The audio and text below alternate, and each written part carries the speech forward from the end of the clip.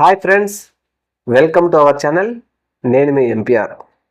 ముఖ్యంగా 2024 సార్వత్రిక ఎన్నికల తర్వాత కూటమి ప్రభుత్వం అనూహ్య విజయం సాధించిన తర్వాత ఎల్లో మీడియా జర్నలిస్టులు, తెలుగుదేశం పార్టీ వాళ్ళు కొంతమంది, తెలుగుదేశం పార్టీ వాళ్ళు కూడా చాలామంది వైఎస్ఆర్సీపీ పార్టీలో యాక్టివ్గా ఉన్నటువంటి నాయకులు, లేకపోతే అప్పుడు ప్రభుత్వంలో ఉండి అవాకులు చెవాకులు పేలిన వాళ్ళు ఇప్పుడు ఎలా పోయారు, ఎక్కడికి పోయారు అని ప్రశ్నిస్తూ, అందులో ముఖ్యంగా కొడాలి నాని, వల్లభనేని వంశీ, పేర్ని నాని, అంబటి రాంబాబు, రోజా, భూమని కరుణాకర్ రెడ్డి, చేవిరెడ్డి భాస్కర్ రెడ్డి, పెద్దిరెడ్డి రామచంద్రారెడ్డి, మిథున్ రెడ్డి, అవినాష్ రెడ్డి, ఇలాంటి వాళ్ళు, వైవి సుబ్బారెడ్డి, చాలామంది మీద అవాకులు చెవాకులు పేలుస్తూనే ఉన్నారు.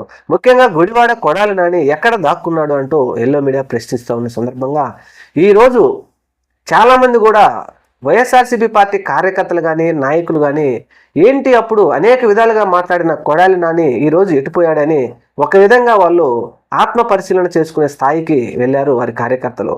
అయితే మాజీ ముఖ్యమంత్రి, వైఎస్ఆర్సీపీ పార్టీ అధినేత వైఎస్ జగన్మోహన్ రెడ్డి గారు వల్లభనేని వంశీని ప్రభుత్వం అన్యాయంగా అరెస్ట్ చేసిన సందర్భంగా, విజయవాడలో ములాఖాతిన సందర్భంగా నాయకులందరూ ఈరోజు రావడంతో కొడాలి నాని గారిని ఒక చెల్లెమ్మ ఈ టీవీ వాళ్ళు అడిగిన ప్రశ్నకు సమాధానంగా, ఏమైపోయారు కొడాలి నాని గారు అడిగినప్పుడు, ఏంటమ్మా మీ ఇంటి అడ్రస్ ఏంటో చెప్పు, వచ్చి కలుస్తాను, మీ ఇంటి అడ్రస్సు లేకపోతే బిఆర్ నాయుడు గారి అడ్రస్సు, రాధాకృష్ణ అడ్రస్ ఇచ్చి వస్తే మేము రోజు కలుస్తామన్నట్టు ఒక సెటరికల్ సమాధానం ఇచ్చాడు కొడాలి నాని.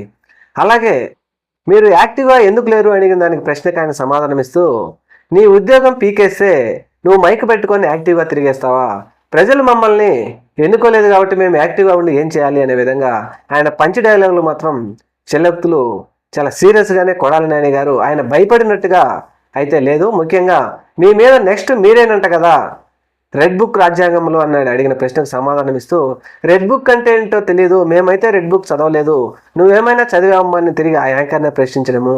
ఆ తర్వాత ఈ ప్రభుత్వం 3 కేసులు పెట్టుకున్నా, 30 కేసులు పెట్టుకున్నా మేము రెడీ అయ్యాం, మమ్మల్ని ఏమీ చేయలేరు, పెడితే ఏం చేస్తారు, 3 నెలలు అరెస్ట్ చేస్తారు, ఆ తర్వాత తిరిగి మళ్ళీ మేము అధికారంలోకి వచ్చినప్పుడు మేము కూడా తిరిగి ఇటువంటి చర్యలకే ఇటువంటివే చేస్తామనే విధంగా కొడాలి నాని గారు అయితే చాలా ధీమాతో, అనేక మంది వైఎస్ఆర్సీపీ పార్టీ నాయకులు కూడా వారిలో అయితే ఒక ధైర్యం అయితే వచ్చిందని చెప్పుకోవచ్చు. ఈ ధైర్యాన్ని కూడా తెలుగుదేశం ప్రభుత్వమే అధికారంలోకి వచ్చిన 9 నెలల్లోనే వీళ్ళందరినీ అరెస్ట్ చేస్తూ, పిల్లిని కూడా ఒక రూమ్లో పెట్టి బంధించి కొడితే పులైపోతుంది అన్నట్టుగా, ఇక ఏం చేస్తారులే, మనల్ని కొడితే కొడతారు, కేసు పెడితే పెడతారు, పెడితే పట్టుకొని 2 నెలలు 3 నెలలు జైల్లో ఉంటాం, తిరిగి బయటకు వస్తాం అనే విధమైనటువంటి ధైర్యం వైఎస్ఆర్సీపీ కార్యకర్తలు రావడానికి ముఖ్యంగా తెలుగుదేశం పార్టీ వారే అని చెప్పేసి గుసగుసలు వినిపిస్తూ ఉన్నాయి.